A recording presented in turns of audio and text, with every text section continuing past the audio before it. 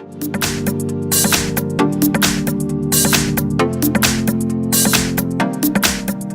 I've got BLUBOO Xtouch, and let me show you how to change date and time on the following device. So at the very beginning, open the settings, then scroll down, find and select date and time, and you can either have an automatic date and time, and it can be either network provided time or GPS provided time, or you can switch off automatic date and time and pick both of them, so date and time, manually by yourself.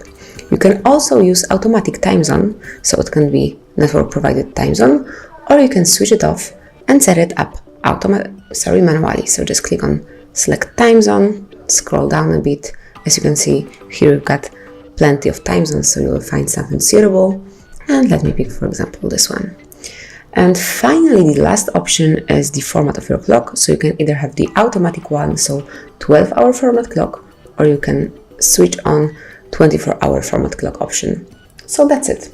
And then if you would like to go back to default settings, you can simply unclick it. Just click over here to have 12-hour format clock, then click here to have automatic time zone, and also pick network provided time.